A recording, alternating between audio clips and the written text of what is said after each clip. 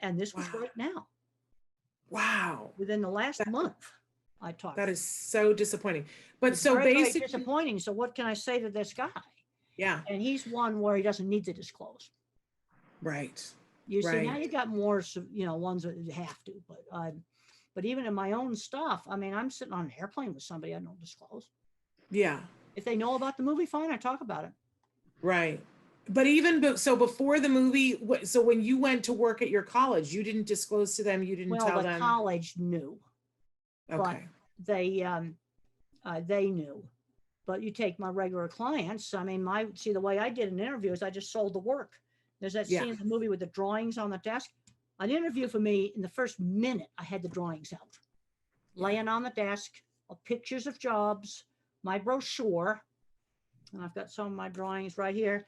What I learned to do is to just sell the work. There's some of my drawings, and Good. I would just put those on the desk. And I had some trade magazine articles, things like that. Just lay the work out. Yeah. That's Well, how I you've got always been jobs. you've always been a big fan of having a portfolio and now having a Absolutely. virtual In other words, portfolio. you sell your work. But unfortunately, there's been some really bad cases of discrimination. Military don't disclose. Okay. And there's a lot of people in the military that I know are on the spectrum. I have talked to them. They've come to autism conferences. Well, then let me ask you this, because my son is getting ready. He's doing his college applications starting right now. Do you recommend that students disclose as they're applying I to think higher it kind of education? depends upon what kind of accommodations they need. But 5 years ago, we had another case where a guy was going to get his pilot's license and he made the mistake of disclosing to the FFA physician for his physical, and he did not get a pilot's license. Yeah. And I don't, that's wrong, but I'm just telling you stuff that's happened where people have reported right to me. That was 5 years ago. Wow. And if you're on the mile, for me, I learned what kind of things I need to do my job successfully. Like when I'm doing a team writing, we're doing some animal welfare guidelines. I just say to them, I like homework. I'll do this part of the document, this format, get it done on this date. In other words, well define what my bit is, and then do my bit, and don't criticize the others. Though I have been known to correct technical errors and not use any word changes, things. And there were technical errors. There's some things, animal welfare guidelines, where it's a matter of opinion, but these were just technical errors. It was just wrong. So I just corrected. I'll bet you're a dream to work with. That's what I did. But it's this was really disheartening. This guy that I just talked to, technical type of job he had, very good. 5 years he'd been there, and the boss just told the other guys to shun him. Wow. And this just happened, and get him a lawyer.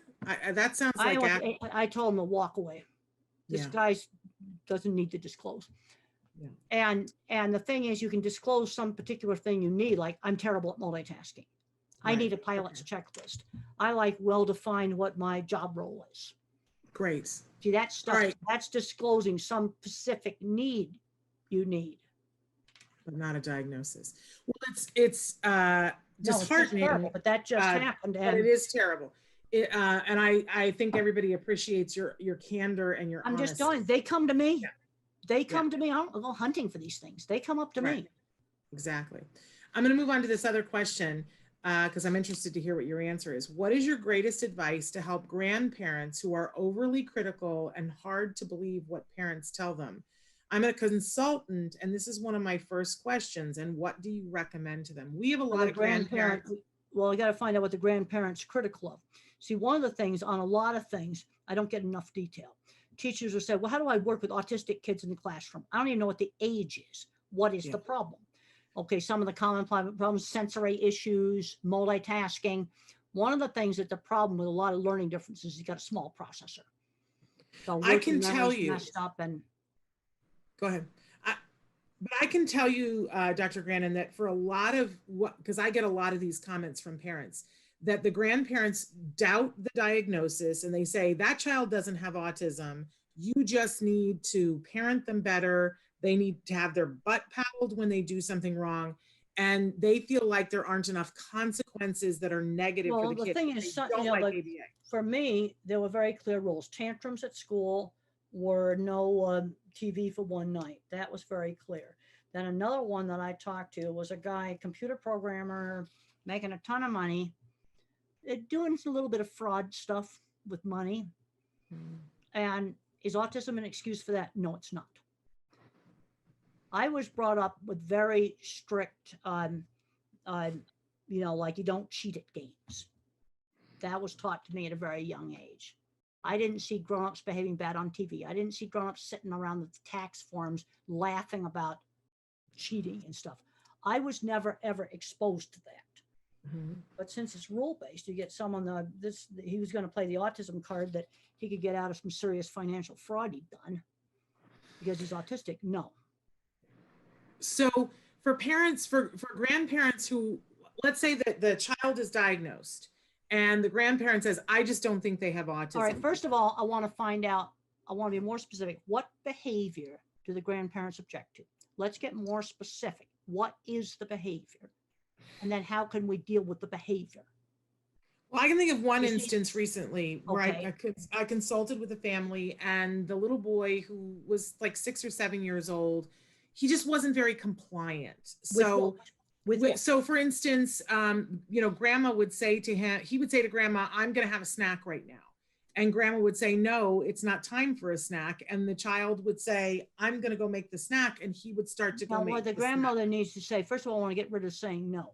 What you want to say, instead of saying no, we have our snacks at 3 o'clock.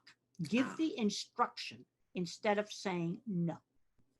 There you go. So that's the old fashioned 50s parenting. That's what I had. So don't even get into the conversation about autism, and trying to prove deal with the behavior. And you're going to say, our family has our snacks at 3 o'clock. Give the instruction. That's what we do in our family. We'll have a snack in the mid-afternoon or a snack in the mid-morning, whatever it is, but get it on a schedule and you just give the instruction. So let's just look at the behavior they're dealing with. Now, you sometimes will have kids where they'll have a meltdown due to sensory sensitivity. And then one of the ways to handle that is the noisy thing the kid hates. It could be I saw a kid just the other day, a little electric battery operated leaf blower. That'd be something a lot of kids with autism would hate. There's a little battery operated one, so it would have been safe for them to use. And you let them turn it on and off, or the vacuum cleaner, or the hair dryer, whatever the noisy thing is, let the kid control it. I like that. And I looked at this little leaf blower and I'm going, oh, we're going to let it was battery operated, so it was safe. Yeah. And the kid can turn it on and off and control it. So they can take as much as they want to take. And then that's right. That's really important. And that can sometimes help with, specific noisy things. There was one boy that was terrified of the scoreboard buzzer in the gym. And they took him down to the gym and they let him press the button and he started making tunes on it. Oh, now that's something you see, but the thing is, I want to find out what behavior Granny doesn't like and then try to deal with it. Yeah. Well, I think that's wonderful. Okay, so I'm going to move on to this next question, autism and ADHD. I find it incredibly difficult to address the autism in a child when the ADHD makes focusing so very difficult for them to respond to behavior therapies. Any suggestions? All right, well, first of all, ADHD and autism on the social front overlap 30%, both in genetics and in brain scans, especially one on social stuff. Okay, so let's just look at the task. You see, I have to get very specific so I can visualize. All right, what is it? What are they trying to teach you? What are they trying to teach you? How old is the kid? And I don't know for this particular I got to have kid, more information. Yeah, so but let's I can visualize something we could do. So let's say that it's a 7-year-old, because a lot of parents are having a problem right now with the distance learning because of the ADHD sort of behaviors where some of these kids are going to have some breaks. Yeah. They're just going to. And maybe if the class is synchronous, maybe you're going to have to record it yourself. They're going to have some breaks. The other thing is a lot of these kids aren't getting enough exercise. Mother used to say, go outside and run the energy out of you. And they've got to get more exercise, and some of them are going to need breaks. That's what you got to do. And I love that. We've been talking a lot about, you've said before that you need a burst of activity, and that helps you to regulate yourselves. And I've been saying that over and over and over again, because I've noticed that with all of us with COVID, we had to buy a treadmill in our house. We bought a treadmill and we stuck it in the middle of the living room, because I think we were all having a hard time. We just weren't. I didn't realize, I'm not a big exercise person, but during You've a got normal to day, do it. And I think yeah, you're better off to set the treadmill kind of steep and kind of hard and do a burst of exercise, but you've got to work up to this. I don't want anybody having a heart attack yes. here. Oh, no, no, no. I worked, No, it took me 6 months to get up to 100 sit-ups. 100 sit-ups. All right, I'm going to And, work on that. and, and if you set the machine stiff, so it's hard to do it, and maybe on Yeah. quite a bit of a slant, you're going to work up to doing 10 minutes of hard exercise. But I do a very little hard burst, which really makes you sweat, makes you strain, but you have to work up to it. I don't want somebody keeling over doing this. Yeah, no. But I think what I noticed for all three of us in our household is that once we started doing the treadmill, everything else became a little bit easier. That's right. Because you could regulate a little bit easier. And you put the treadmill in the middle of the living room, so you're going to everybody has to use it.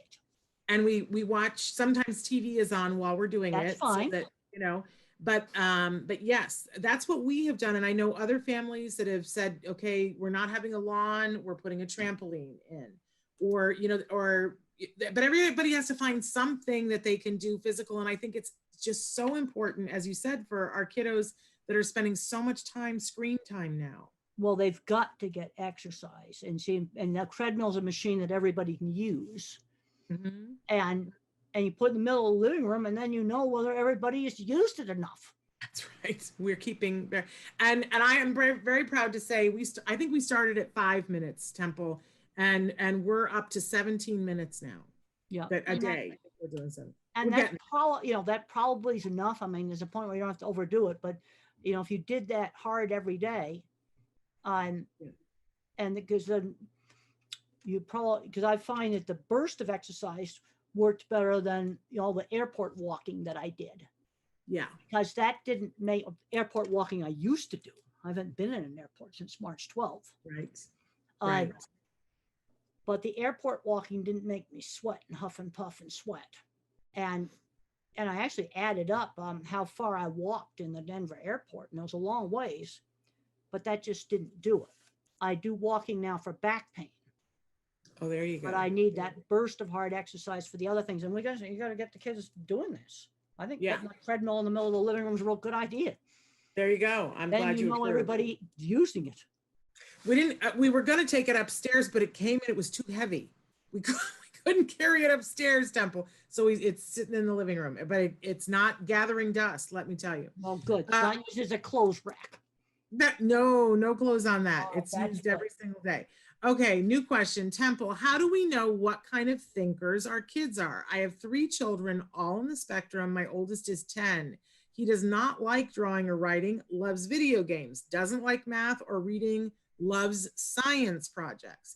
My middle son is almost 5, and he loves both puzzles and building things and working on things, even video games. Also likes to color, to draw. Then my daughter, who is almost 4, she loves to color and write and loves sensory play such as Play-Doh and several types of slime. All right, first of all, in the real little kids, it's going to be difficult to tell. It didn't show up with me until I was like 2nd, 3rd grade, 7 or 8 years old. And that's when my ability in art showed up. Or you'll get a kid that's ability in math will show up. And then you need to give them harder math.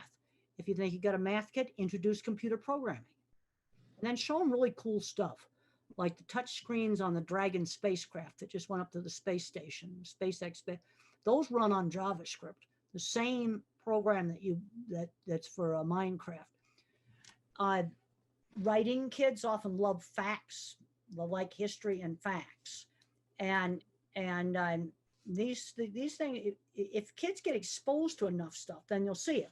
I'm seeing kids that are really good with Legos, and nobody thought to introduce tools. And if they're good at Legos, you need to introduce tools by 2nd and 3rd grade and learn how to use a screwdriver and hammer, pliers. These are things I was using as a really young child. Then maybe a little later, a small electric cordless battery operated drill. and handsaw, all hand tools, of course, and except maybe the electric drill. And One of the most favorite things I ever got. And you teach them how to use them safely. And because there's a lot of visual thinkers like me, where skilled trade's a perfect place for us to go. I guarantee you, it's essential work. We'll have jobs forever. We will have jobs forever. And the math kids, some of the way they're teaching math now is really weird. You want to find out you have a math kid, get some old fashioned algebra books and geometry books and let the kid have them and see what he does with them. You see, they can't show the skill if they're not exposed. Very good. That's the thing.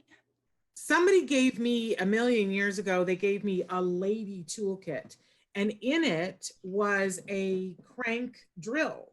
Oh, yes. And to this day, I use that thing. I have a cordless drill that's, a bad, but then I got to charge it, and I can never find. Well, a crank drill is like an egg beater drill. Yeah.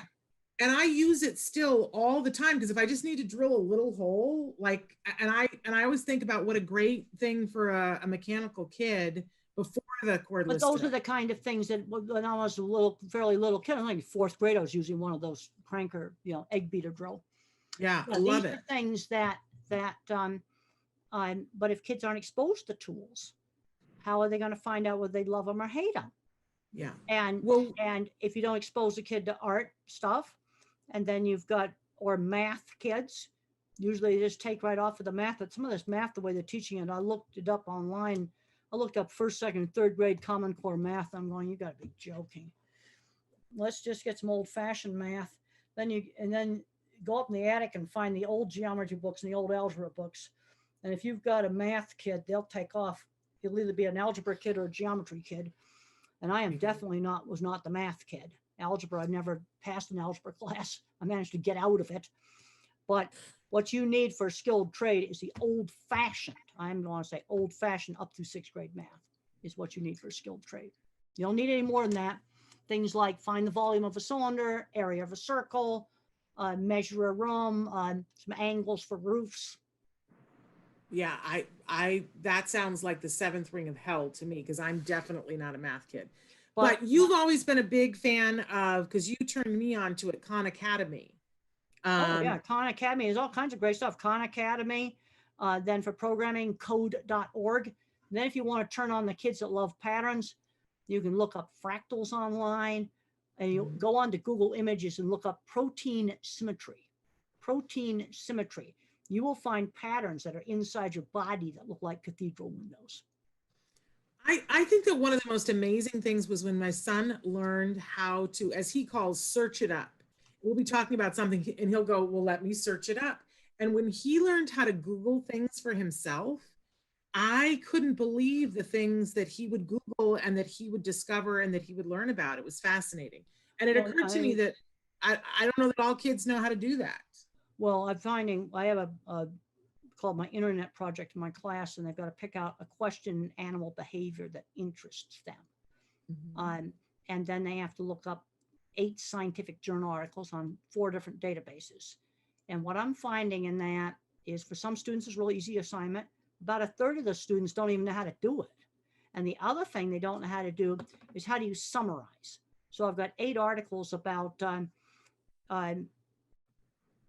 some question, how do bees navigate? Let's say that was the thing you look up. Well, tell me in a half page of single space type, how do bees navigate? After you've read these papers, you ought to know. Yeah.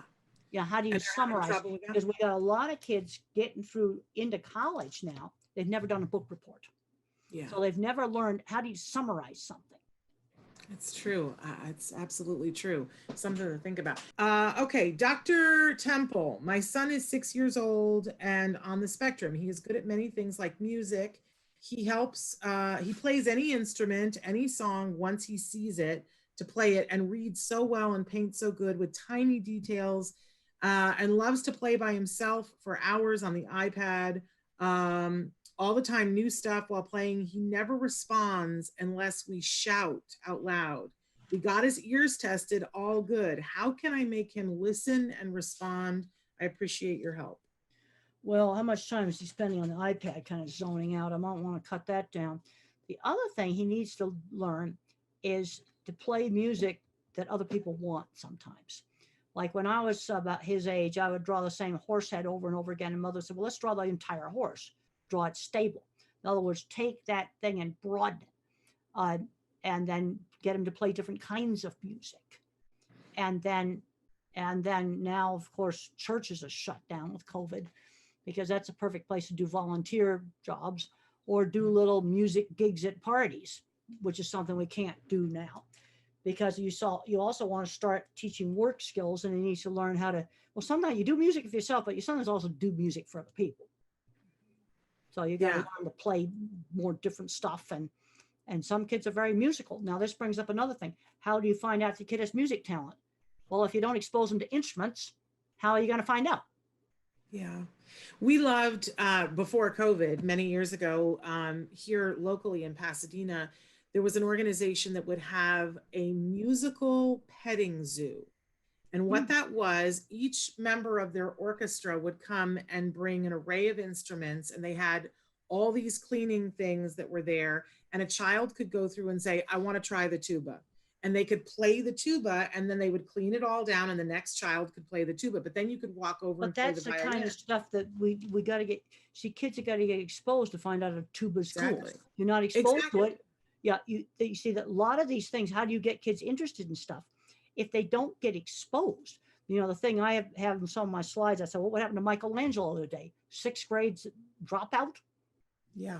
And but he was exposed to art because all the churches were commissioning all this art. And then he was raised by stonecutters, so he was exposed to the tools, at least some of the tools he would have used. And if he hadn't had that exposure, he wouldn't have done it. Yeah. Yeah. So exposure. So throwing you have to expose, and you know, his father wanted him to be, you know, do legal documents in Latin. He's going, ugh, I don't want to do that. But there was a time where every church had these big art projects going on. So little Mikey'd go over there and look at the art projects. And if they hadn't been doing those art projects, he wouldn't have been exposed. No. Okay, somebody wants to know what evaluation tools are best for determining if girls are on the autism spectrum. This is a big controversy right now. The people are saying that the criteria for diagnosing often will leave girls out of getting a diagnosis. Well, girls are kind of, one thing is girls' brains aren't as lateralized as males. In other words, the corpus callosum is bigger. And one thing is known in stroke research that they can recover from strokes more easily because the two halves of the brain have got a bigger communication. But where girls really get in trouble is abusive relationships. They so much want to, you know, be social. They get in a lot of problems with that. Now, when I was a little kid, I was nonverbal, so that's obvious. Okay, because I was nonverbal to age 4. I had obvious autistic symptoms, but you've got other girls where there'd be the type that has no speech delay, socially awkward. And the other thing that's concerning me now is I think we're getting too much medical model. You know, how do we help someone be successful? Because I got all these grandparents that come up to me who find out they have autism when the kids get diagnosed. I'm seeing this happen all the time. And granddaddy's got a good job. Part of it is, I think, social rules are taught much more structured in my generation. Also, work skills. That grandparent had a job at age 11, delivering papers, or, you know, we need to be teaching the work skills. And one of the great things was like church volunteer jobs. You got to learn how to do a task outside the family on a schedule. That's something you've got to learn how to do. And the kids, it's good with the music. He needs to learn how to do requests. You see, that's learning a work skill. Yeah, wonderful. I have a 21-year-old son diagnosed moderate to severe when he was 2.5 years old. All the perseverative behaviors, circles, talking to himself. We did detox, chelation, play therapy, ABA. He mainstreamed fully in 6th grade, graduated high school with a 3.9, including honors classes, now a junior in college, enjoying getting to be totally online this semester because he really wants friends, that social connection. But even with getting into the top jazz choir, because he has perfect pitch, rushing and being offered 3 fraternities, choose one, and even accepted into a music fraternity, still couldn't make any connections. He is totally enjoying his junior year remotely living at home. His autism services director said that this is difficult because most kids on the spectrum are happy alone, Well, it but he sounds like is he's not. doing pretty good. So what's his problem? The problem is that he wants to connect, that he's having troubles connecting, and they want to know if you have any thoughts. And What do you mean by connecting? he wants friends. He wants So to be he's able to not getting any friends, because usually when you're in this many different things with shared interests, you get some friends who shared interests.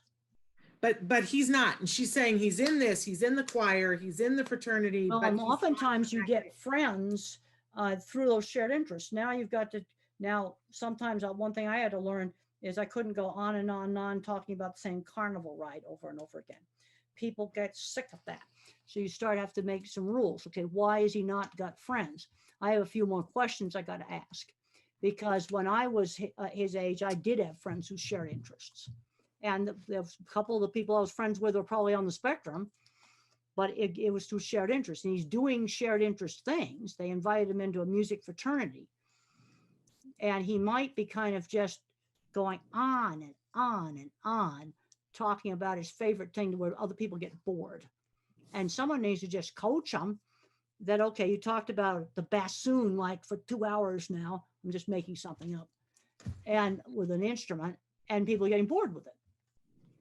You see, I need more information to find out. He's probably doing something like that that just totally turns off the other people. And I wonder if mom can be a little bit of a sleuth while he's home doing stuff online to see, because even in the Zoom, you can begin to see it's a little bit different. Sure. Yeah. And then is he just yakking on and on and on? Now, one of the problems I have, and I still have it, is interrupting because I can't get the timing. There's a lot of problems I have to do with slow processor speed, multitasking, timing, and see what he's doing wrong. You see, this is where I might just need some social coaching. Okay, you've talked too long about this musical instrument. Let's get somebody else talking. What is he doing online? I'd watch him. Because usually somebody that's doing that many things like that does get some friends. Yeah. And thank you for bringing up the interrupting thing, because a couple of people have written in and said that I've interrupted you several times, and I apologize. It is very hard to time in Zoom, so interrupting is also my problem, and they're mad at me that I've interrupted you too many times. Well, and I've interrupted people just live because I can't get the timing. This is where the processor speed of my brain, if I was a computer, I'd be an Intel 286. You can look that up and see what that is. But I've got the cloud for memory. But a lot of the problems of things like interrupting, that's processor speed. And I still have a problem with that. So, but you said you have the cloud for memory. So does that mean you have a cloud would be tons of memory? Computer so cloud, So you have a lot of memory? I have a lot of memory, but I've got no working memory. Like if I had any task that involves more than 3 steps, I have to write them down. I have to make a checklist or I can't remember them. I cannot remember long strings of verbal steps. So what are the things that you have that you just remember everything from your childhood? What you say not you have everything. I mean, it's like I don't remember every hotel I've been in. I only remember really weird, really terrible. And I remember generic Hilton Garden Inn, sort of what they look like, because they're all the same. Generic Fairfield Inn. I love that. Brands. And then I remember this really awful hotel I stayed in that was so trendy, it was stupid. The lobby looked like a construction site. There's snap tie holes showing where they're taking the forms off. I'm going, oh, that's not cool. But the worst thing was the breakfast. They served it in pint ice cream containers. And then they just dumped a slimy poached egg on the top. That's horrible. It was horrible. That's horrible. It was trying to be really trendy. And I go, really? Young people are really going to want to eat breakfast out of ice cream containers? I don't know about that. Oh, Temple, I think you have a career as a travelogue reporter, because I would enjoy. We are never staying here ever again. So Temple, everybody's talking about this book. It's something that's very timely, especially for those of us who have kids that are teenagers or about to be teenagers. Tell our viewers what the new book is. Well, Deborah Moore, a psychologist out in California came to me with the idea of doing this book. And one of the big things we wanted to talk about is the problem of certain kids on the autism spectrum getting addicted to video games. And I'm seeing some very bad outcomes. You know, like he's 23 years old, he's in the basement playing video games, and he doesn't do anything else. And Deborah Moore put together a great chapter in the Loving Push on video games. We also have some very nice first-person profiles of people on the spectrum being successful in jobs, which is a really good positive thing. I can't emphasize enough the importance of kids getting jobs when they're in high school, even volunteer jobs at the church or anything. They've got to learn that discipline and responsibility of having a job. You've got to be there on time. You've got to be reliable. When I was 15 years old, I was cleaning horse stalls, and when I was 13 years old, my mother got me a sewing job. I've seen too many smart kids on the spectrum that are not learning how to work.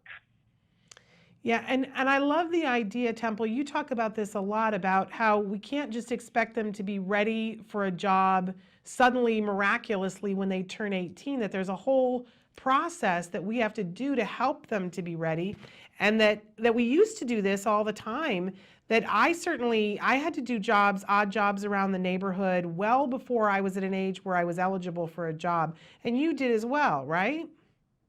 Well, when I was 13, Mother got me a little sewing job, and when I was even younger, I'd washed a few cars. It's important to have a slow transition from the world of school to the world of work. I'm seeing too often where a child on the spectrum graduates from college, and he has never had a job of any kind of a job. And so if you have a kid in high school, I want to get him out working. He can be in the informal economy when he's young. As soon as he's 14, 16, I want to get a real job just to learn work skills. If you have individuals in college right now, they need to be doing career-relevant summer internships. I worked at a research lab. It was an unpaid internship where I did work on experiments on rats, actually, and mice. And I had to rent a house with another lady, and it was just set up in the neighborhood. They've got to learn working skills, and that ought to happen before they graduate from school. Yeah. Well, I love the idea of internships, and you and I had an opportunity to talk a couple of weeks ago about summer camp situations, because I was sharing with you that I'm having a really hard time finding a summer camp that I think is advantageous for my son, who's really into tech things. And you had some great ideas about making it happen in the neighborhood, and I wondered if you'd share some of that with our viewers. Well, let's just look at things. You know, we have a huge shortage in this country right now, car mechanics and diesel mechanics. Well, maybe some retired mechanic needs to set up a small engine repair class to just do with middle school kids so they can find out engines are cool. You know, a lot of schools are taking out hands-on classes. Now, in Texas, I know that some of the places, they're putting that back in again. But how are students going to find out what they want to do for a career if they're not exposed?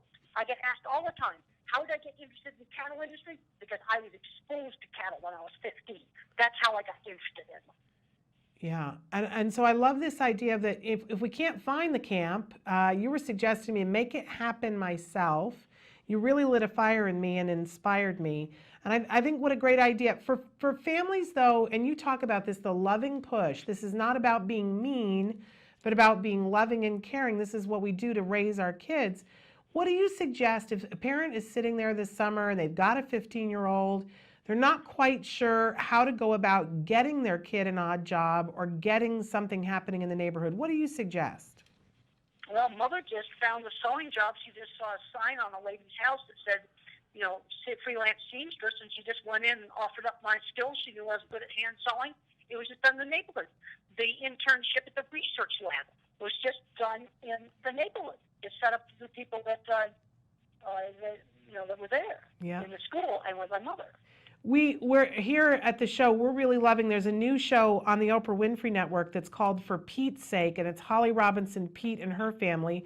She's got a 17-year-old son who's on the spectrum, and in the most recent episode, both she and her husband took their son to businesses that they frequent and said to the business owner, hey, have you got something here for our child? Is there, can you show him what you do here? I just thought that was really proactive of them, that they didn't wait for somebody to approach them. They went to the business. Do you think that's a good idea? I told that's the thing to do. I ask parents all the time, what do you know, shopkeepers, especially independent businesses, just do something in the neighborhood. And that sewing job is a perfect example of just setting it up in the neighborhood. Yeah, and it seems, as you said, in high schools anymore, there used to be vocational training, and there isn't anymore. But instead of waiting for the schools to bring it back, you had talked to me about the all-important lawnmower a couple of weeks ago, and how lawnmowers, old lawnmowers are around, and even learning how to repair a lawnmower is something that's a great skill for kids. Well, it gets a kid interested in engines. He's going to find out that maybe engines interest him. And that lawnmower could then go on and turn into an auto mechanics class. See, the problem is that all of those vocational things have moved to the community college. But that's almost too late. We need to be getting these kids hooked on some of these skilled trades and vocational things before they graduate from high school. Absolutely, absolutely. And then I wondered if we could take just a second to talk with you, Dr. Grandin, about inclusion and how you feel about, there's a big push right now that a lot of schools have started specific programs that are just for kids with autism, where they're putting them someplace else on campus. Likewise, now, what age of kids are you talking about? I'm talking about junior, from kindergarten all the way up through high school. And then there are other schools that are making a big push for inclusion, having everybody in the classroom together. And I was wondering if you had any thoughts about either of those models. Well, sometimes the correct thing to do for a particular kid is something in between. But I'll tell you something I don't want to see. I walk into a brand new autism school, and you got 4 or 5 very severely handicapped kids in a room, and then they're sitting amongst them as a 12-year-old that should definitely not be there, fully verbal, just messing around on a computer. He should be in a gifted class. That's what I don't want to see. See, autism is turned into such a broad spectrum that I'm seeing too many of the Asperger type of kids held behind when they ought to be working for NASA. I've talked to a lot of people at NASA. I know there's people there that are sort of mildly on the spectrum. So one kind of geeky kid gets to go work for NASA or Google, and another geeky kid's playing video games in the basement on Social Security, and they're the same geeky kid. Yeah. See, I don't get hung up on the labels. I'm seeing the people. I see them as I talk about it. Yeah, I got to say, I think that you got such an insight in this area, Dr. Grandin, and I would love to see some of these programs spring up that can fill this gap in a way that's really affordable for families. I think that an industrious parent knows how to get this started, but there are a lot of parents that probably need some help getting these things started. And if well, they just sort of, the other thing I'd say on is, I've worked for 20 years in the construction industry. I would design a project, then I'd supervise its construction. And one thing I learned is, how do you get things done? Like, if you ran out of parts, we got on the phone and called. Now today, you get on the internet and search, they have found the parts. There's an urgency. How do you get it done? Yeah. It's the problem solving that I think is missing. We talk about teaching critical thinking in high schools and junior highs, but if it's not practical and hands-on, I don't know that the lesson really gets taught. Well, hands-on things. I remember in sewing, and I loved sewing when I was in elementary school, and I cut some fabric wrong and I wrecked a project. And I learned from that you don't rush. Some other time you might make a mistake, and then you just have to figure out some other way to do it. When I made bird kites that I flew behind my trike when I was really little, I experimented with these bird kites. Hands-on things teach practical problem solving. And I think a lot of people today don't know how to do practical problem solving because they haven't done any hands-on things. Yeah, no, it's true. And a lot of times, I love that the book talks about how we're going to have to push our kids, because I think a lot of people, myself included, I have coddled my kid. You pointed that out to me this fall. We went to lunch together, and I was not letting my son use the restroom by himself, and you went up one side of me and down the other, and he's very grateful to you, Dr. Grandin. And you know what? He just got right up and he used it. He did, and whenever I'm being too much of a smother now, he threatens to call you, because he knows that you're on his side, and that's good. I think parents need that. And I knew that at that barbecue restaurant, that restaurant was going to be perfectly safe. Yes, and he had such a good time with you that day, I have to say. Now, I wonder, as we're getting ready to be in April, Autism Awareness Month, and a lot of people are going to be talking about autism, and already this week there's been a lot in the news talking about autism, and there's a discussion about what the discussion should be. And I'd like to hear from you, Dr. Grandin, about what do you think the discussion about autism should be right now? Well, I'm very concerned about how broad the spectrum is. And I don't want to see a smart, geeky kid who maybe should work for Google going down the wrong track. You see, the problem is when you just think about it in language, you get locked into the label. See, one advantage of being a visual thinker is I see a geeky kid at a gifted conference, then I go over to an autism conference, they're the same geeky kid. And then I go to a tech company and I see 10 years older, it's the same kind of geeky kid. I want to see them get into those good jobs. And then you've got another end of the spectrum where they're very severely handicapped. They're not going to work for Google. You see, this is the problem we've got with the autism diagnosis. It's so broad, going from someone who remains with very severe handicaps to somebody that ought to be in a gifted program, but they're socially awkward. This is one of the things that's a real problem. Now, when it comes to early intervention, that's one place where that's really improved. You've got 3-year-olds that are not talking. You've got to start working on that kid and working on him right now. Yeah, I so agree with you about the huge wide spectrum. And I know I promised you that we weren't going to keep you very long, so I want to thank you for being with us. We're going to close out of the recording, but then I'm going to ask you to stay on the line with me for just one quick second when we're done. But thank you so much. And just a last question for you, Dr. Grandin. Do you do anything particular in the month of April to commemorate Autism Awareness Month? I've got a ton of speaking engagements. Well, and that is such a great service to our community. You always enlighten us. You always lift us up. And we thank you so much for your time. Well, thank you very much for having me.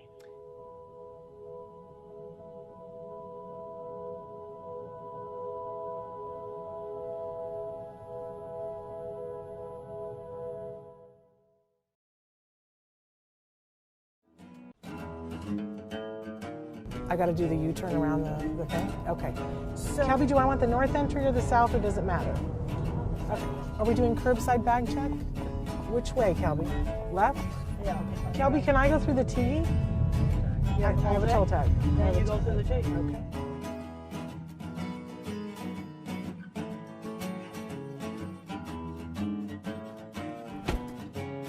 What do you do that, like, you could just spend 2 hours doing and have it suck all your time? Oh, I like to look up interesting research articles on animal behavior. Found a really interesting European papers on how wolves are different than dogs that I read last week that were very, very interesting. Very cool. Because I've always talked about a brain can be more social emotional or a brain can be more cognitive. Yeah. And the wolf turns out to be more cognitive. And we've bred the dog to be more social emotional. How fascinating is that? Very, very interesting. The wolves were very good at watching another wolf solve a problem. We were talking a little bit about television before, and I cannot believe that what you said to me, what you like to watch on television. Star Trek. I was a Star Trek fan when I was a teenager. I liked the Star Trek Next Generation. I was watching that when I was working on my PhD in the 80s. And so Total Star Trek fan. What's your favorite series, and what's your favorite character, and what's your favorite Mr. episode? Spock was my favorite character. Love it. And what's favorite episode? This guy is going to hate me. There was a lot of good. My favorite Star Trek movie was the one with the whales. Yes. Yeah, I really mine liked too. that Star Trek movie. And so sad that we lost Leonard Nimoy this year. Yeah. So I didn't know that you like to watch television. Do you like to go to the movies too? Oh yes, I went and saw Gravity. There's certain movies that have to be seen in a theater, like Gravity and Avatar. Yes. I went to see Inside Out in the theater. I really liked that movie. What did you think of that? I liked it. I think about how the emotions interact. I gotta be honest, I had said after that I thought that it was going to be a great tool for people to show kids on the autism spectrum about perspective taking. Yeah. About what it's like in other people's heads. Well, no, it's more like how the emotions inside your own head sort of conflict with each other. Yeah, absolutely. So I love The Wizard of Oz, and I love the idea of the ruby slippers. She had the way back home. She just didn't know she had it. Yeah. You see, and I think that's a metaphor for a lot of things. A lot of people have the ruby slippers, but they don't know they have them.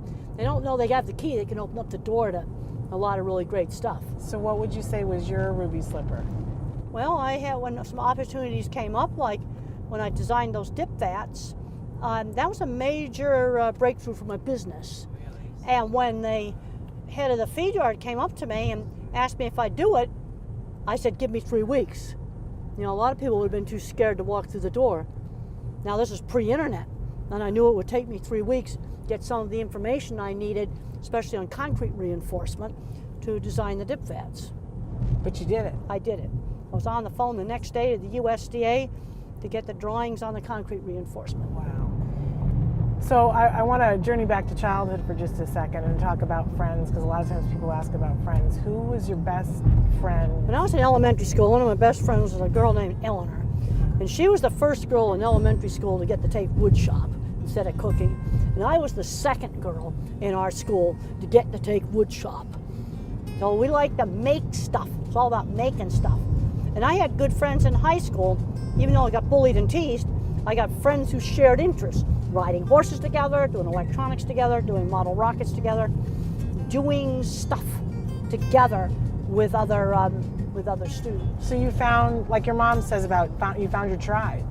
Yeah, and you've got to get them in doing things with other people. And you did a lot of theater, and did you sing as a kid? Yeah, I did. One of the problems I was singing is I couldn't synchronize my rhythm with somebody else's rhythm. Do you still have a hard time doing that? I still have a hard time doing that. Because we were going to ask you if you wanted to sing something in the car with us. Well, I think maybe we'll skip that. Great question. But the one question people always ask us is they want to know if you've ever been in love. No, never have. And you don't feel like you're missing anything. I've seen so much turmoil in so many marriages that I haven't really seen a situation that would be a good model. And yet you gave me really good marriage advice. Because I'm a good problem solver. You have to take the problem and cut it down. And in engineering, you have to find the root cause of a problem. What do you think is your secret to your success as a teacher? Well, presenting things really clearly. Yeah. That's really important. Making things interesting. Yeah. I think it's also important that it's something in a class that a student can take home and use. I teach a class in cattle behavior and handling, and I've got a lot of students that are pre-vet that are going to go in the dog and cat. Probably won't be handling any cattle. But I said, you want to design this corral system because it's visual problem solving. You have to figure out how to do it. It's not a cookbook.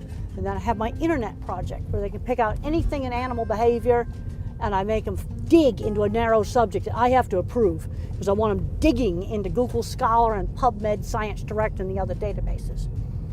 They got to learn how to find stuff online, and I'm finding about 2/3 of the students are not very good at that. How about this? Make Magazine. This is the kind of thing that a lot of kids on the spectrum need to be doing. The cool stuff in here. Really interesting. Make Magazine is going to love that you Make did that. Magazine. It's a wonderful magazine. And I'm okay. Yes, and they're resurrecting old satellites from mission control and an abandoned McDonald's. That's the kind of stuff I really like.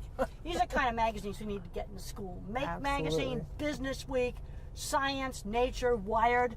We got to show kids out there. There's all kinds of super interesting stuff out there. But if they don't see it, then they don't know about it. I like to geek out on construction sites. Yeah. I like to salivate over all the equipment they've got that we didn't have, like really cool man lifts and nice scaffolding. We didn't have any of that stuff. You didn't? No, we didn't.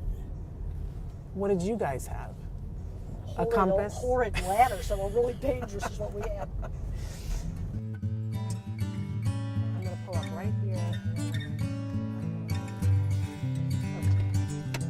We're going to get your stuff out. Yep. Put your back up.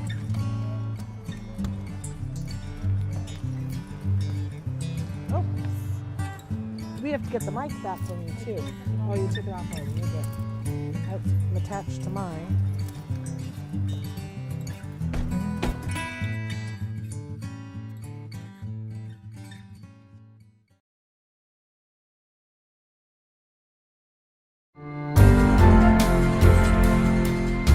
Dr. Grandin, what is it like for you personally to have become the most celebrated person in the field of autism?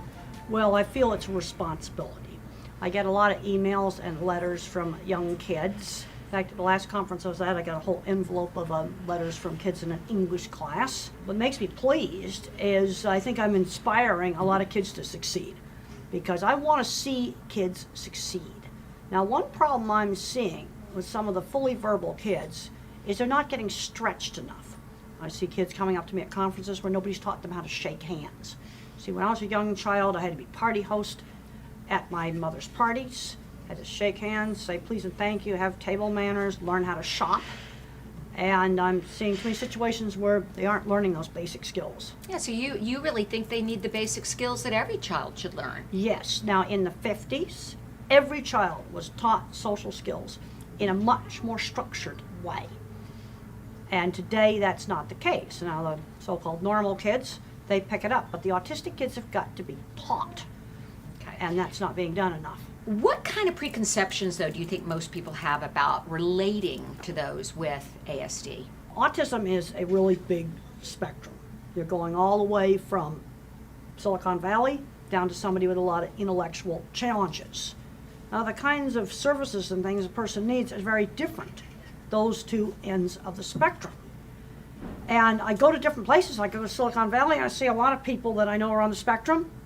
And then I go see another kid that's smart at math, but nothing's being done to develop his skills, and he's getting addicted to video games. And they are the same kind of kid. The thing that I'm seeing, especially on the mild end of the spectrum, is too many kids sort of becoming the label. I'm very concerned about them getting a handicap mentality. Then I go over to the meatpacking plant, and there's a whole maintenance shop of old hippies that I know are on the spectrum, and they run that maintenance shop. And they've been there for years and years and years. Why do you think the numbers, 1 in 68 now, have risen so dramatically? I think on the mild end of the spectrum, it's increased detection. Because I can think of kids I went to elementary school with, kids I went to college with, that today would be diagnosed on the spectrum. I think that's a big part of it on the mild end of the spectrum. Now, I think there also is some severe autism that may have actually increased because there's more environmental contaminants, and there's more medications being given during early pregnancy. Dr. Grandin, you beg parents not to let their children with autism be defined by the DSM or the Diagnostic and Statistical Manual of Mental Disorders. Why? Well, I think the DSM made a big mistake removing Asperger's syndrome, because under the DMS-4, autism you had to have speech delay. Asperger was no speech delay. Now, you could argue scientific reasons for taking out the speech delay stuff, but from a service provider standpoint, you know, the kind of services that somebody who's nonverbal has is different than a mild kid with Asperger's. And I'm seeing too many fully verbal kids, less severe than me, getting put into a class with nonverbal kids. I'm seeing too many smart kids not learning job skills. That's another thing that I really push. Because when I was 13, my mother had got me in a sewing job. When I was 15, I was cleaning horse stalls. It's really important that students intern in a job before they graduate from high school. They got to learn that discipline of getting to work.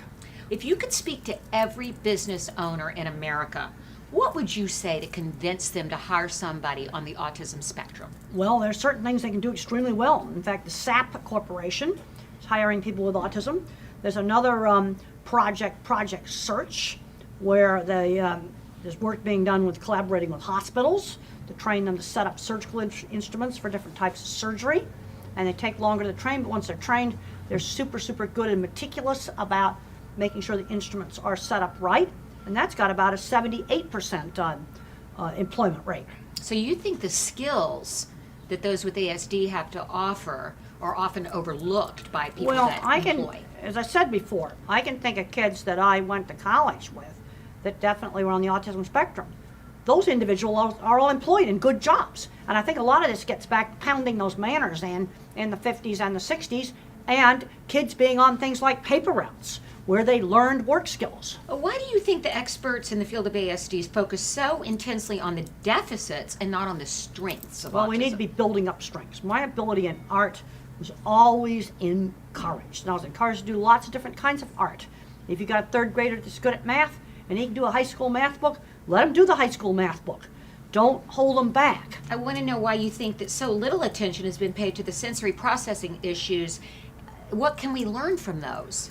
Well, I just heard about a brand new study that's been done up at in California, Dr. Wu and they took children aged 4 through 12 that had speech delay, and they stayed in their regular programs, ABA or whatever the speech therapy the school was doing, and then they got an hour a day of sensory therapy where they did a lot of variety of stimulation, like walk on different kinds of flooring, smell different smells, do different activities in a mirror, big variety, always doing more than one sensory thing at a time. And it was done as a controlled experiment, where half the kids just got the regular treatment and the other half got this added sensory treatment. And they got some really big, significant improvements. And they made the point of using all very inexpensive things that would be in any house. There's so much division in the autism community. How do you think we can all come together and Well, find a common ground? I think that merging Asperger's together with autism has made all of this worse, because you have a segment of very, very severely handicapped kids where they're never going to be able to live independently. That's a very different kind of situation than a mild Asperger's type of kid. You see, you're putting too many apples and oranges together. Every other diagnosis, like dyslexia, learning problems, ADHD, you've got a fully verbal kid. Only in autism, right now, are you getting a range going from, smart computer geek down to somebody that has very, very severe challenges. Now, I think the American Psychiatric Association originally figured the Asperger kids would get into this social communication category. That's not what's happening. Nobody's going into that because there's no funding for it. As the most admired person in this field, and we are literally becoming an autism nation, what do you think the most important thing is for us to be aware of? Well, there's a point where personality variants are just normal variation. I think a brain can be made more cognitive and thinking, or a brain can be made more social. Now, at what point does that become abnormal? There's no black and white dividing line. I'm getting concerned that what we're saying is abnormal is getting bigger and bigger and bigger. Obviously, a child that has severe speech delay, that's an abnormality. But when you take the kids that are just kind of socially awkward, a lot of those kids are really smart. And then you got the person that's a total social butterfly. And let's think back to the caveman days. I don't think the social yak-yaks around the campfire made the first stone spear. Dr. Grandin, thank you for inspiring all of us as parents and children.